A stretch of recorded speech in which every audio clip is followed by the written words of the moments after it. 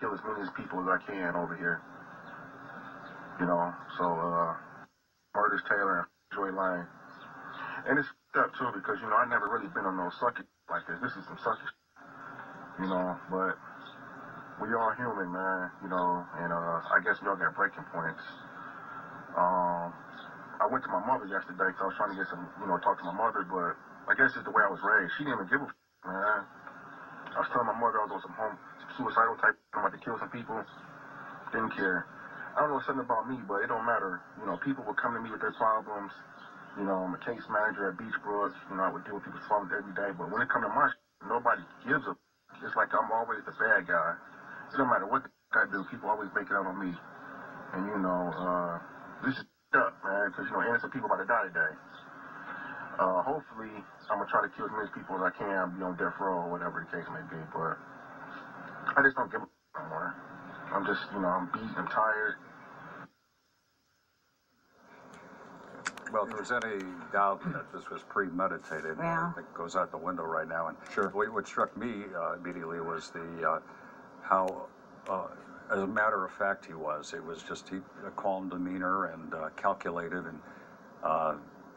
Which he planned it, which brings us back to Dr. Karicki when we were asking, nobody ever snaps. Doctor, are you there? Yes, I am. Okay, so we had talked earlier that nobody really just snaps. It's building, and you can see he's talking about his situation was building.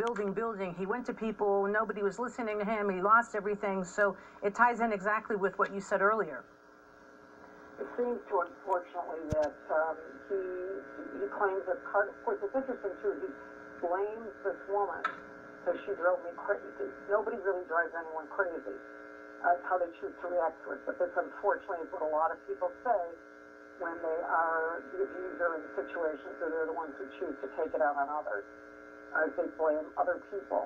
Although it also seemed like he went out and reached out to his own mother, and she didn't seem to show much of any sympathy for him, which is surprising and very unfortunate. And it brings up something that we all have to keep in mind, is that people who may be suicidal or attempt homicidal will typically reach out in some way to those around them, whether it be friends, neighbors, loved ones, family, etc., and try to get some help.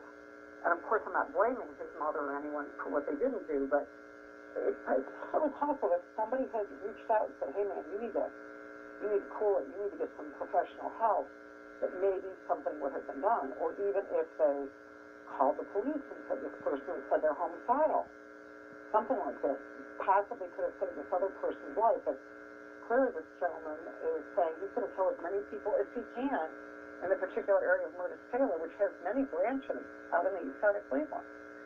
And he's retargeting that agency. So as horrible as this is, maybe it's good it's not a Monday and the agency is closed as far as I know. Because it sounds like he's issuing very specific threats to that agency and its various branches.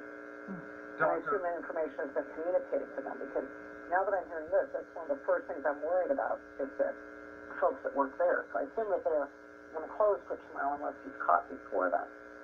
But it's very worrisome. It is, as Mr. Monday said, very calculated, very cold. And the other thing is, when people decide to kill themselves or others, they often seem very calm because they think, this is the solution to my problem. I'm calm now. I was upset, but now I know this is going to work. Doctor, so that too is not surprising, unfortunately.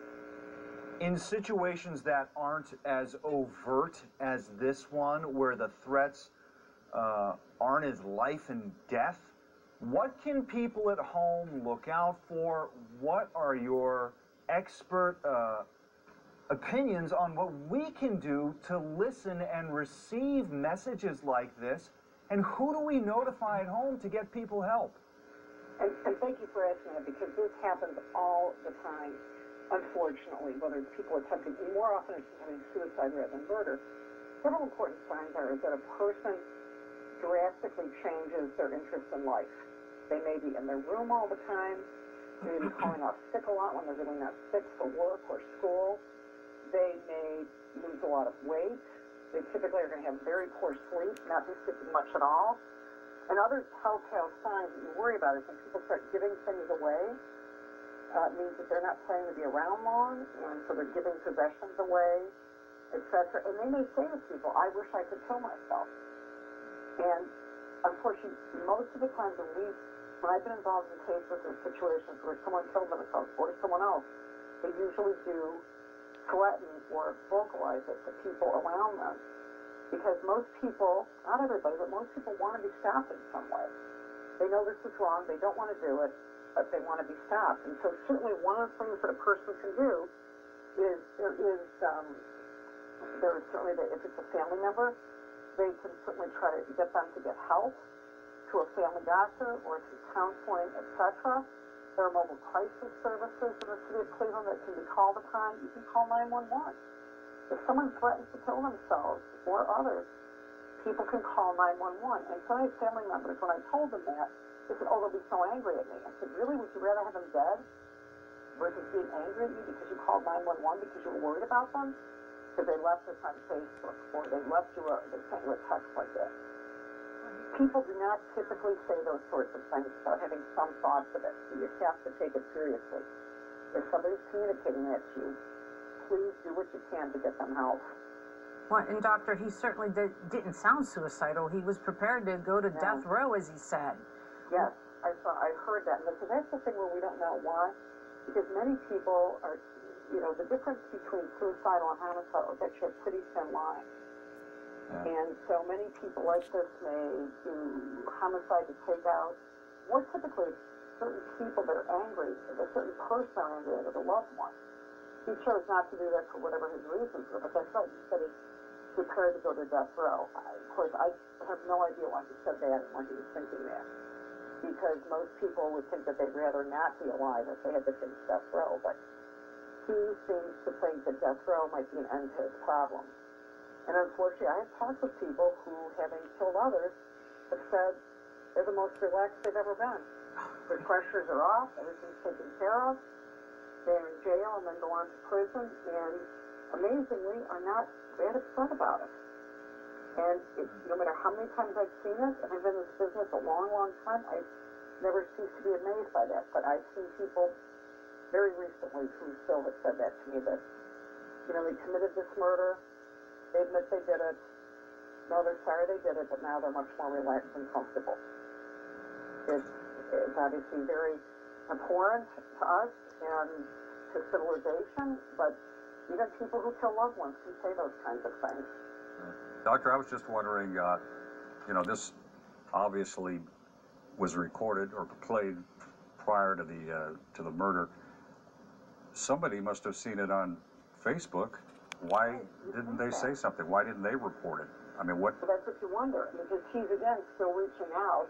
I would have thought somebody would have gotten one of those alerts and heard it and did something about it. And because it was very cold, very calculated, very, very specific. Okay. But nobody did anything about it, at least as far as any of us know. And I have no idea why. That's what he was saying, that nobody was listening. Dr. Deborah Karicki, thank you so much for joining us, and thank you for that insightful video. It certainly shares a lot where his mind was at the moment of the shooting. Issues with his girlfriend, issues with his mom, that who knows how deeply rooted those were. Those could go back to childhood. It appears that he has some mother issues there, and not being a psychologist, but should never have come to